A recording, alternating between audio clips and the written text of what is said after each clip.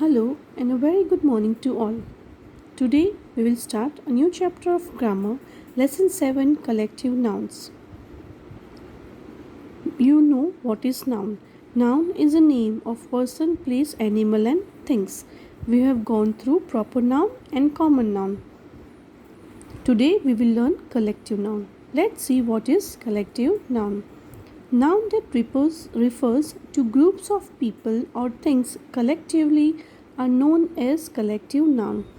जो नाम पीपल या थिंग्स के ग्रुप को एक साथ कलेक्टिवली मतलब एक साथ रिफ़र करता है, उसके बारे में बताता है, जो पर्टिकुलर वर्ड उसे कहते हैं कलेक्टिव नाउन्स.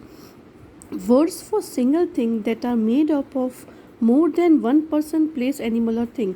कलेक्टिव नाउन किसके कहते हैं? कोई भी सिंगल थिंग हो उसको ग्रुप में अगर हम लोग बोलते हैं, जैसे पर्सन के बारे में हो, प्लेस के बारे में हो, थिंग्स के बारे में हो या एनिमल्स के बारे में हो, जब भी कोई इन चारों चीज़ों का ग्रुप बनता है, बात सिंगल चीज़ की हो रही है लेकिन पूरा ग्रुप होता है उसमें, तो उसे कहते हैं collective noun. A collection of things taken as whole. पूरे थिंग्स का कलेक्शन एक ही उसमें लिया जाता है, उसे कहते हैं collective noun. Now let's see some example of this. For example, my class has some bright students.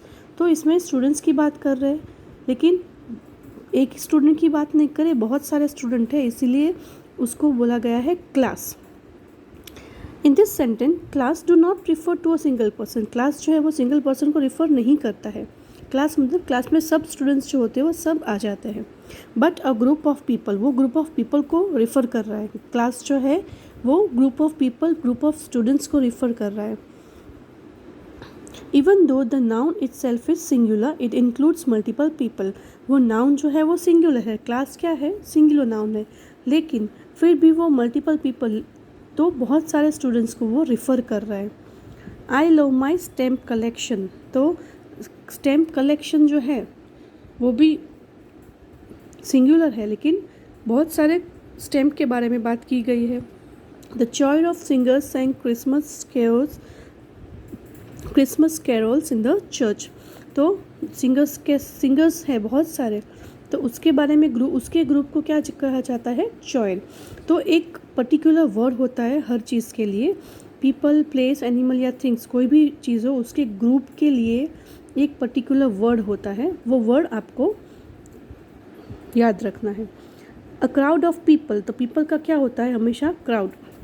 Gather to witness the firework. तो क्राउड जो है वो है कलेक्टिव नाउन, रिफ़र कर रहा है कि group of people. Choice of singer, तो वो भी रिफ़र कर रहा है ग्रुप ऑफ सिंगर्स. ओके.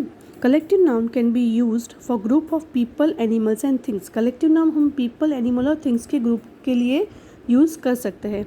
जैसे है team of officials, a litre of puppies. Puppy के ग्रुप को लिटर कहते हैं. ऑफिशियल्स तो एक टीम होती है. A bunch of grapes. तो ग्रेप्स के ग्रुप को क्या कहते हैं? Bunch. Now let's see the first exercise of this chapter. Fill in the blanks with appropriate collective noun from the box. One has been done for you. Dash of students. तो हमने already देख लिया है कि students क्या होता है? Class. तो इसमें से आपको फाइंड करना है class of students. Choir of singers. A gang of thieves. तो चोर, थीव्स मतलब चोर, चोर के ग्रुप को क्या कहेंगे? Gang.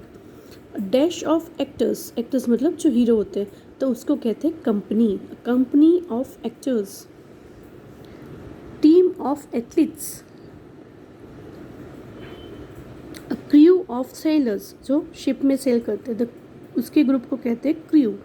Crew of sailors.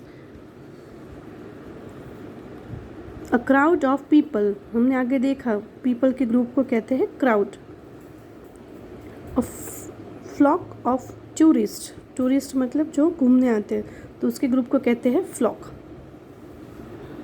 A troop of dancer. तो डांसर के ग्रुप को कहते हैं troupe. A board of directors. तो डायरेक्टर्स के ग्रुप को कहते हैं board.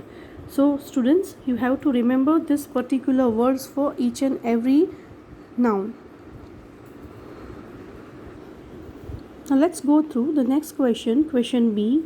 Now fill in the blanks with appropriate collective nouns from the box. One has been done for you. In this question also, the same thing you have to do. You have to find the particular word from the box and fill it in these blanks.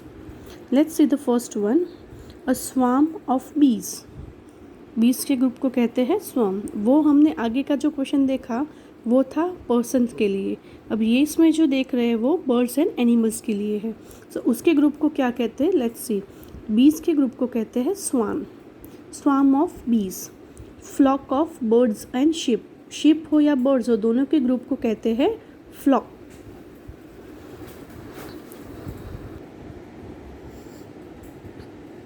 A herd of cattle, deer, buffaloes, goat.